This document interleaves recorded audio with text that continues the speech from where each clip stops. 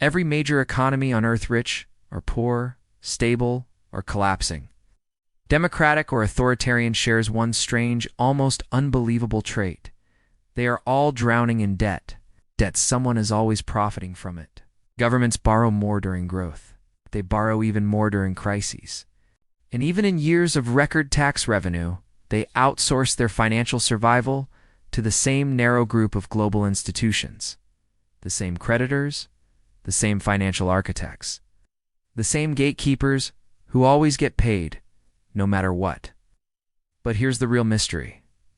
Why does the global debt system never shrink? Why does it always expand generation after generation? Is it incompetence? Bad policy? Unpredictable events? Or is it because our world is built on a set of carefully constructed debt loops, designed to funnel wealth upward, consolidate control, and make sure nations never escape the cycle? Today, we unravel the hidden machinery behind those loops. The mechanisms engineered not to fund progress, but to maintain dependence. This is Global Debt Loops built to enrich the same invisible gatekeepers. Section 1. The origin. When national debt became a permanent condition, debt wasn't always inevitable. In the early history of nation-states, kings and governments borrowed primarily for emergencies, wars, famines, temporary crises. Once the conflict ended, debts were paid off and nations reset. But everything changed in the 1600s and 1700s. European empires discovered a revolutionary idea. If they partnered with private financiers and banks, they could borrow unlimited sums. Led to the birth of the modern national debt. The Bank of England, established in 1694, didn't just store gold or mint coins. It loaned money to the government, money it often created out of nothing, in exchange for long-term interest payments underwritten by taxpayers. Debt became institutionalized. A permanent line item, a renewable source of power. Suddenly, wars could be endless. Empires could expand faster. Governments could operate beyond their means. But these early arrangements introduced the first debt loop. Governments borrow from privileged financiers. Governments tax citizens to repay the loans. Financiers lend again, interest accumulates. Debt becomes too profitable to ever retire. And so the world's earliest gatekeepers discovered a truth that would shape the next 400 years. Nations are more valuable in debt than out of it. Section 2. The rise. How global debt loops formed after World War II. Fast forward to the mid-20th century. World War II leaves continents in ruins. Economies collapse. Currencies fail. Trade systems break. In 1944, the Bretton Woods Conference creates the blueprint for a new global order. 3 pillars emerged. The US dollar becomes the world's reserve currency. The International Monetary Fund (IMF) manages global liquidity. The World Bank funds reconstruction through long-term loans to the public. These institutions sounded like safeguards. To insiders, they were the architecture of a new globalized debt loop, because the post-war system did something subtle but powerful. It tied nations' economic survival to constant borrowing from global institutions. Countries seeking development loans were required to follow strict structural adjustment rules. Privatize national assets, cut social spending, raise taxes, open markets to foreign corporations, remove trade protections. These conditions weakened domestic industries, slashed public services, and funneled national wealth outward. The debt remained, the repayments grew, and nations returned to borrow more. This was no accident. The system rewarded compliance, punished self-reliance, created a permanently indebted global south whose wealth flowed toward financial centers in London, New York, and Frankfurt. The loops were set. The gatekeepers were established. But the true turning point where debt loops spread to every country, not just developing ones, came in 1971. Section 3. The breaking point. The year money lost its anchor in 1971. President Richard Nixon ended the dollar's convertibility to gold. It was supposed to be temporary. It became permanent, without gold backing. Money became entirely abstract. It could be created in limitless quantities. It could be lent without restraint. It could be issued without accountability. This unleashed the modern debt era. Governments didn't need to raise taxes. They could borrow endlessly.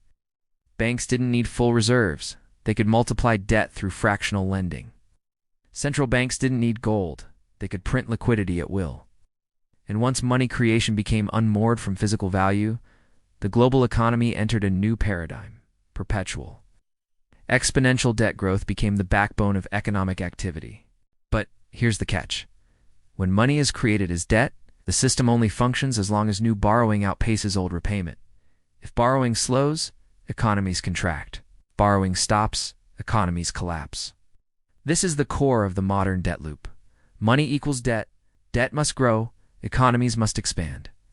Gatekeepers control both credit and liquidity. Nations remain trapped in the cycle. This system benefits the institutions that create money, not the countries that borrow it. Section 4. The Fallout. How the loops captured the entire world by the 1980s and 1990s. Debt loops had metastasized. Developing nations were trapped in IMF cycles. Western countries were dependent on bond markets. Global banks gained unprecedented leverage. Central banks became the lenders of last resort. Corporations issued debt to buy their own shares. The world became addicted to cheap money.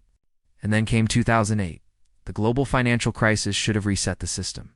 Instead, it entrenched the loops deeper. How? Central banks printed trillions to rescue. Failing banks collapsing, markets distressed corporations, leveraged institutions. They didn't bail out the people. They bailed out the gatekeepers. Debt wasn't reduced. Exploded. Governments borrowed more. Corporations borrowed more. Consumers borrowed more. Central banks bought the debt. Markets stabilized and repeated the cycle. Then, in 2020, during the pandemic, the system broke all remaining restraints. Governments printed, central banks monetized, corporations leveraged. Debt soared past $315 trillion globally. The loops tightened. The gatekeepers thrived. Meanwhile, wages stagnated, savings eroded, currencies weakened, debt burdens crushed households, nations became more dependent than ever. Because the structure is self-reinforcing, the more debt grows, the more power creditors hold, and the harder it becomes for nations to escape. Section 5. Failed fixes. Why every attempt to escape the loops makes them worse. Countries have tried austerity, currency devaluation, tax increases, spending cuts, fiscal tightening, anti-corruption campaigns, debt restructuring, but every solution has the same outcome. It increases dependence on the system. Here's why. Austerity reduces growth. Less growth equals lower tax revenue equals more borrowing. Currency devaluation increases import costs. Higher costs equals inflation equals the need for more credit. Slowdown equals deficit growth equals more borrowing. Debt restructuring only delays repayment. Delays equals higher long-term interest equals deeper future debt. Privatization removes national income sources. Loss of revenue equals more borrowing from global lenders. No matter the fix, the loop always resets. The structure is too deeply embedded. Section 6. Modern parallels. How the same pattern is repeating today. Look at the world right now. The U.S. is adding $1 trillion of new debt every 100 days. Japan's debt is over 250% of GDP. The EU is facing a sovereign debt crisis. China's credit markets are unraveling. Developing nations collectively owe over $9 trillion to foreign creditors, yet the same gatekeepers profit. Central banks, bond markets, multinational banks, global financial institutions, investment funds, supranational lenders, every cycle of panic drives nations back to them.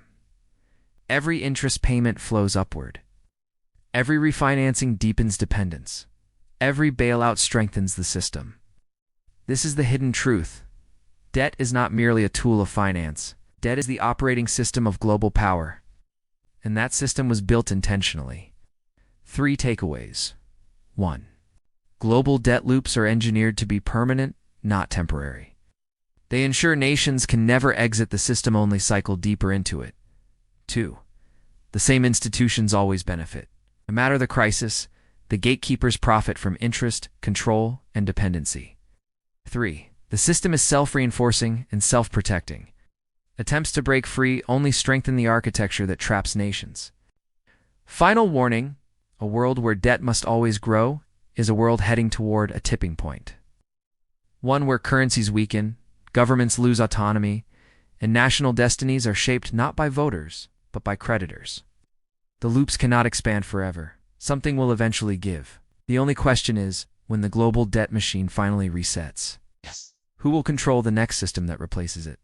Call to action if you want to understand how global debt shapes power, controls nations, and influences your life far more than elections ever could.